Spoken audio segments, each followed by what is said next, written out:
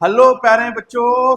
आज ये लेक्चर 4 हम लोग आप बच्चों के लिए शूट करने जा रहे हैं। लेक्चर 3 तक हमने सारे कॉन्सेप्ट क्लियर किया है। मैं आप बच्चों को यही एक एडवाइस करूंगा कि सारे लेक्चर आपको देखना है भाई, क्योंकि पॉलिनोमियल में बहुत मजा आने वाली है। सामने हम बहुत सारी चीजें पॉलिनोमियल में सीखने वाले हैं।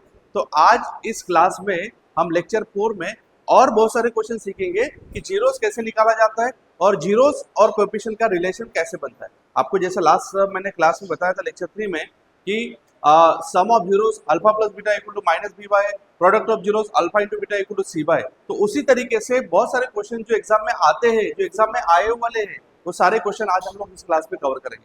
तो बेटा इस क्लास को बिल्कुल आपको पूरा एंड तक देखना है, लाइक सब्सक्राइब जरूर करना है, आपके दोस्तों के साथ जरूर शेयर करना है और एंजॉय भी करना है। ठीक है, आप बच्चों को अगर कोई डाउट जा रहा है तो डेफिनेटली आप बच्चों को कमेंट्स में लिखना है कि भाई सर ये डाउट हमें जा रहा है। बिल्कुल उस डाउट के ऊपर हम लोग सोल्यूशन देंगे, क्योंकि हम पूरे दिन रात आप बच्चों के लिए लगे हैं भाई।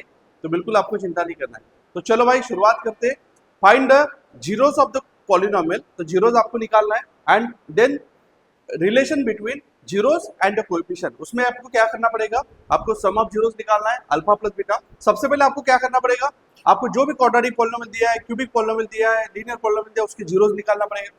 जीरोस निकालने के बाद अल्फा एक जीरो को अल्फा मानना है, दूसरे बीटा जीरो को बीटा मानना है, मतलब आपको दो जीरो मिल गया। फिर आपको अल्फा प्लस बीटा करना है। समझ में आ गया? तो लेफ्ट हैंड साइड आपका रेडी हो जाएगा। फिर आपको राइट हैंड साइड में क्या करना है, आपको जो भी पॉलिनोमियल दिया उसको x square plus B x plus C के साथ इक्वेट करना है। तो वहां से आपको एबीसी मिल जाएगा। तो सीधा सीधा हिसाब रहेगा, अल्फा प्लस बीटा को माइनस बी बाय के साथ इक्वेट कर दो, आपका डेफिनेटली आंसर सेम आएगा। यहाँ से क्लियर हो जाएगा कि sum of zeros is equal to minus B by A. Minus B आपको पता है, B is nothing but coefficient of x and A is nothing but coefficient of x square. तो ये पूरा क्लियर कट पिक्चर आपके दिमाग में होना चाहिए। तो जब भी आप क्वेश्चन बना रहे हो तो सिर्फ सारे फॉर्मूले धड़ाधड़ दिमाग में होना चाहिए। मतलब ऐसा नहीं कि हर बार फॉर्मूले में कंफ्यूजन हो रहा है। फॉर्मूले में अगर आप कंफ्यूज हो गए तो भाई कुछ नहीं कर पाओगे। समझ में आ रहा है?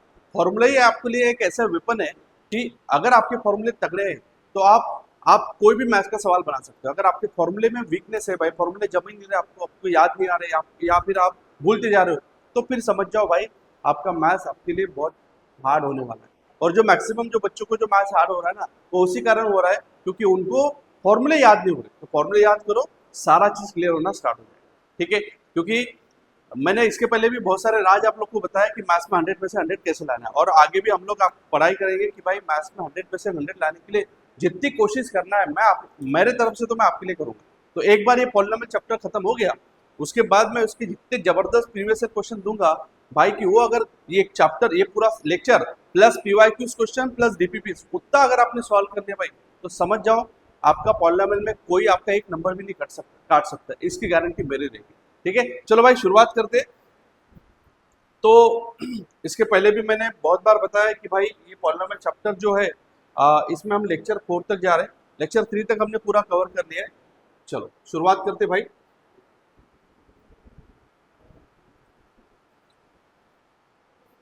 तो आज जो हम लोग टॉपिक पढ़ेंगे, जीरोस निकालेंगे भाई। ठीक है, आपको जीरोस निकालना आता है by method of middle term method से हम लोग जीरोस निकालेंगे।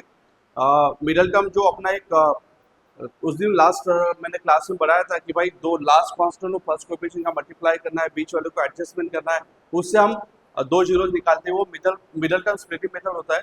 मिडल टर्म स्प्लिटिंग मेथड से हम दो जीरो निकालेंगे और उसके बाद जो अभी मैंने पूरा प्रोसेस समझाया वो पूरा प्रोसेस हम यहाँ पे करेंगे। पूरा ध्यान आप लोग को रखना है, डेफिनेटली आपका सवाल सॉल्व हो जाएगा।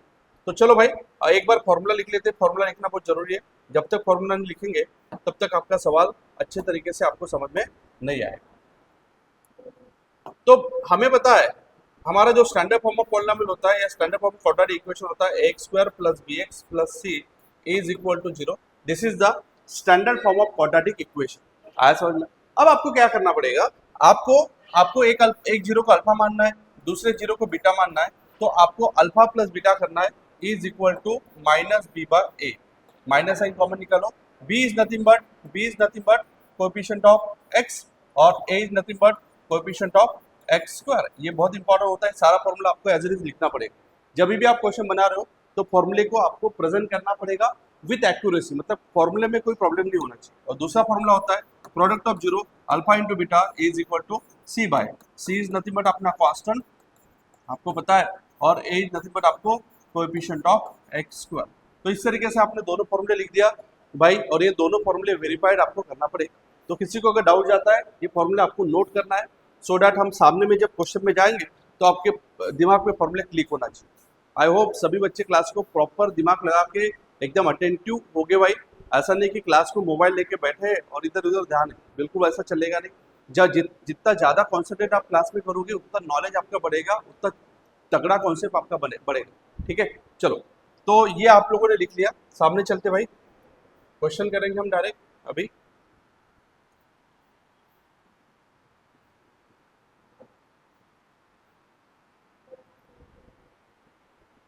तो अभी हम डायरेक्ट क्वेश्चन के ऊपर जाएंगे भाई।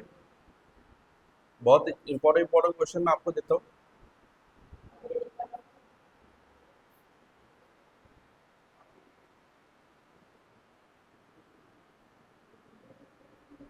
तो ये सवाल आ गया भाई, फाइंड द जीरोस। जीरोस को उसने ए एंड बी बोल दिया, इससे अपने को जीरोस निकालना है। Then what is the value of 1/a plus 1/b। तो अभी आपको कंफ्यूजन नहीं होना है, उसने अभी जीरोस को ए और बी माना है। ठीक है, तो बहुत ही सिंपल कॉन्सेप्ट है कि जो भी पॉलिनोमियल आपको दिया है, जो भी पॉलिनोमियल आपको दिया है, पहले उस पॉलिनोमियल को इक्वल टू जीरो मानो। एक्चुअली प्रोसेस क्या है, देखो पूरा प्रोसेस मैं आपको समझा देता हूँ, एक क्वेश्चन से पूरा क्लियर होना चाहिए, बार बार आपको सेम तकलीफ नहीं जाना चाहिए। ठीक है, तो जो भी पॉलिनोमियल आपको दिया है, the given polynomial is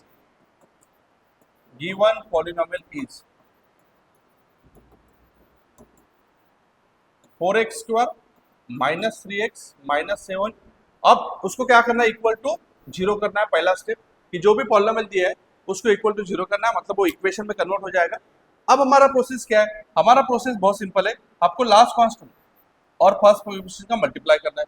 so 4 into minus 7 minus 20 आया सर।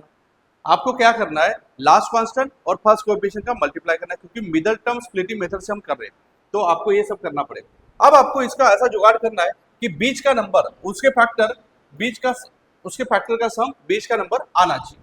तो माइनस 28 मीन्स व्हाट, अभी यहाँ पे दिख रहा है माइनस 28 मतलब 4 इंटू माइनस 7 या माइनस 4 इंटू 7, ये दोनों होते हैं भाई। ठीक है, और इसमें से मेरे को दिख रहा है कि 3 आ सकता है, लेकिन यहाँ पे अपने को माइनस 3 चाहिए। दो फैक्टर का सम माइनस 3 तभी हो सकता है जब 7 के सामने माइनस साइन होगा, जब बड़े नंबर के सामने माइनस साइन होगा तभी फैक्टर आपका माइनस 3 आएगा, तभी आपका सम माइनस 3 आएगा। So that 4 plus of minus 7 is equal to minus 3। मतलब हम क्या करेंगे, माइनस 3, देखो भाई जब एक बार फैक्टर आने के बाद, मैंने इसके पहले भी बोला था कि फर्स्ट नंबर को एज इट इज लिखो और माइनस 3 को स्प्लिट करो, प्लस 4x माइनस 7x। देखो भाई ये प्लस 4x, 4 के सामने प्लस साइन, और ये माइनस 7 लास्ट का as it is equal to 0। अब कॉमन निकालो, कॉमन जब निकालोगे 4 तो 4x कॉमन निकालना पड़ेगा, अंदर रहेगा x प्लस 1, यहाँ पे माइनस 7 कॉमन निकालना पड़ेगा, अंदर रहेगा x plus 1 is equal to 0। तो पहले ब्रैकेट में आएगा x प्लस 1 इक्वल टू 0 और दूसरे ब्रैकेट में आएगा 4x माइनस 7 इक्वल टू 0। तो x की वैल्यू होगी माइनस 1, यहाँ पे 4x इक्वल टू 7, तो x बनेगा आपका 7/4। उसने क्या बोला, if a and b are the zeros of the polynomial, मतलब आपको एक x की वैल्यू को a मानना है और एक x की वैल्यू को आपको b मानना है। इस तरीके से आपको a और b मिल जाएगा। आया समझ में, बात समझ में आया? तो एक x की वैल्यू को आपको a मानना है, एक x की वैल्यू को आपको b मानना है। जब आप सॉल्व करोगे तो आपको क्लियर पिक्चर समझ में आएगा। Then what is the value of 1/a plus 1/b, ये वैल्यू आपको पूछा है 1/a की वैल्यू आपके पास है -1 डाल दिया, प्लस 1/b की वैल्यू आपके पास है 7/4, तो 4 आपके सामने चला जाएगा। चलो सॉल्व कर लो, 7 इंटू 1 7, 1 इंटू -4 -4, 7 इंटू -1 -7, तो आपका आंसर आएगा 3/-7 is equal to -3/7। So correct answer is -3/7। तो किसी को अगर डाउट जा रहा है बेटा तो आपको बोलना है। मैंने बहुत ही प्यारे तरीके से इस सवाल को बनाया है और मुझे लगता है कि आप बच्चों को भी ये सवाल पूरा समझ में आ गया। किसी को अगर थोड़ा सा भी डाउट जाता है तुरंत आपको पूछना है, तुरंत कमेंट में लिखना है भाई, ऐसा रखना नहीं है। समझ में आ रहा है? जो भी आपका दिमाग में डाउट जा रहा है वो तुरंत आपको पूछना है, क्योंकि मैं आप लोगों के लिए ही आया हूँ भाई, यहाँ पे मैं आप बच्चों को पढ़ाने के लिए आया हूँ। तो आपको अगर डाउट जा रहा है तो डेफिनेटली आपको पूछना है। समझ में आ रहा है? नहीं पूछोगे तो मुझे गुस्सा आएगा भाई कि हमारे स्टूडेंट बस पढ़ रहे हैं, डाउट नहीं पूछे। तो डाउट तो डेफिनेटली पूछना है। जितने भी ज़्यादा डाउट आते हैं तुरंत आप लिख लो भाई कमेंट में, उसके सॉल्व जो सॉल्यूशन है, उसके जो समाधान है वो आपको मिलना स्टार्ट हो जाए। क्वेश्चन को कॉपी करो। तो दो फॉर्मूले आपको याद करना है। First is sum of zeros alpha plus beta equal to minus B by and product of zeros alpha into beta equal to c by. ये दोनों फॉर्मूले आपको याद करके रखना है और खोपड़ी में डालो भाई। कभी भी अब आप नींद में भी हो उसके बाद भी मैंने अगर पूछ लिया आप लोग को तो आना चाहिए। चलो सामने चलते। हाँ, एक नया सवाल आ गया भाई आपके लिए। दिस सवाल इज ऑल्सो वेरी इंपॉर्टेंट। अब पी और क्यू माना है, जीरोस को क्या माना, पी और क्यू, और then what is the value of 1 upon p plus 1 upon q plus p q. बड़ा सिंपल है यार, आपको जो भी जीरो दिया उसको सॉल्व करो, उससे एक वैल्यू मिलेगा उसको पी मानो, दूसरी वैल्यू मिलेगी उसको क्यू मानो, और सारा वैल्यू उसमें पटक दो, आपका आंसर रेडी हो जाएगा। कैसे देखो, सो गिवन पॉलिनोमियल जो दिया है 4y² minus 4y plus 1 is equal to 0। पहला स्टेप कि जो भी पॉलिनोमियल दिया है उसको इक्वल टू 0 मानो। दूसरा स्टेप, तो last constant of first coefficient का मल्टीप्लाई 4 आए, इसके ऐसे फैक्टर निकालना है कि उनका सम -4 आना चाहिए। तो फैक्टर हो गए -2 इंटू -2, सो डैट -2 -4 होता है, सभी को पता है। चलो यहाँ पे लिखेंगे 4y² -2y plus 1 is equal to 0। यहाँ से कॉमन निकालेंगे हम लोग, तो 2y कॉमन निकालेंगे तो अंदर रहेगा 2y माइनस 1, यहाँ से -1 कॉमन आएगा, अंदर रहेगा 2y minus 1 is equal to 0। तो पहले ब्रैकेट में 2y minus 1 equal to 0 and दूसरे ब्रैकेट में 2y माइनस 1 इक्वल टू 0। तो 2y इज इक्वल टू 1, तो y is equal to 1/2 and इधर भी 2y इज इक्वल टू 1, तो y इज इक्वल टू 1/2। तो बड़ा प्यारा सा सवाल है भाई, एक को p मानना है एंड दूसरे को q मानना है। ठीक है, समझ में आ गया? ये तो बहुत ही सिंपल है यार, एक को p मानना है, एक को q मानना है। अब क्या करेंगे भाई, हम जो वैल्यू पूछा है उसको डाल देंगे, 1 upon p plus 1 upon q plus p Q, ये पूछा आपको। चलो वैल्यू डाल दो, 1 अपॉन पी है 1/2 प्लस 1 अपॉन क्यू है 1/2 प्लस 1/2 इंटू 1/2, सारा वैल्यू पटक देना है। ये होगा 2 प्लस 2 प्लस 1/4, ये होगा 4 प्लस 1/4, तो यहाँ पे 1 ले लो भाई, 16 प्लस 1 अपॉन 4, तो आंसर आ जाएगा 17/4। बाकी ये वाला बहुत सिंपल पोर्शन है, आपको मतलब जीरोस निकालना आ गया तो इसमें वैल्यू डालना है, बेसिक कैलकुलेशन आपको करना पड़ेगा। तो यहाँ पे कोई डाउट है, किसी को कोई प्रॉब्लम जा रहा है, किसी को अगर समझने में प्रॉब्लम जा रहा है तो प्लीज़ पूछो। ये जो टाइम है ना भाई आपका, ये टाइम बहुत क्रूशियल है, समझ जाओ। अभी आपका मतलब नवंबर अक्टूबर भी हो गया, अभी नवंबर का मंथ चल रहा है, मतलब this time is very very important, क्योंकि नवंबर दिसंबर जनवरी 3 ही महीना बचा है और फेब में एग्जाम होता है। फेब में 10वीं का एग्जाम है, फेब में 12वीं का एग्जाम है। तो 10वीं और 12वीं के सभी बच्चों के लिए मेरा यही एक एडवाइस रहेगा कि अभी जितनी ज़्यादा पढ़ाई आप लोग कर सकते हो उतनी ज़्यादा पढ़ाई, मतलब जितने ज़्यादा क्वेश्चन आप बना सकते हो उतने ज़्यादा क्वेश्चन बनाओ, जितने ज़्यादा प्रीवियस ईयर क्वेश्चन बना सकते हो उतने ज़्यादा प्रीवियस ईयर क्वेश्चन बनाओ, क्योंकि ये टाइम आपके लाइफ में डबल नहीं आने वाला है। और इससे अगर आप लोगों ने बहुत सारी चीज़ें अगर मेहनत किया, प्रैक्टिस किया और इससे अगर एक अच्छा रिजल्ट लेके आए तो उसका सही में आपके लाइफ में, आपके करियर में बहुत तगड़ा एक फायदा होने वाला है। तो ये रिजल्ट आप लोगों के लिए, आप बच्चों के लिए जितना ज़्यादा आप इम्प्रूव कर सकते हो उतना ज़्यादा इम्प्रूव करने की कोशिश करो, क्योंकि भाई एक बार एक अच्छा तगड़ा रिजल्ट आपका बन जाएगा, उसके बाद जो आपका करियर बनना स्टार्ट हो जाएगा, जो आपका कॉन्फिडेंस बिल्डअप होना स्टार्ट हो जाएगा, उससे सही में आपको आपके लाइफ में बहुत फायदा होगा। मैं भी 10th में मैं आपको बताता हूँ कि जैसे ही हम लोग का मतलब टाइम टेबल आ गया तो उसके बाद जब मैंने पढ़ाई करना स्टार्ट कर दिया था, मैंने सितंबर के बाद और अच्छे तरीके से पढ़ाई किया था। पहले भी मैं पढ़ाई करता था, लेकिन जैसे ही टाइम मतलब डेट आ गया था कि नहीं भाई अभी फेब में एग्जाम है और हमारे ऊपर बहुत प्रेशर कि नहीं अभी तो पढ़ना ही है, क्योंकि रिजल्ट निकालना है, एक अच्छा टॉपर रिजल्ट निकालना है और अच्छे कॉलेज में जाना है, सिलेक्शन पाना है, बहुत सारी जिम्मेदारी रहती है।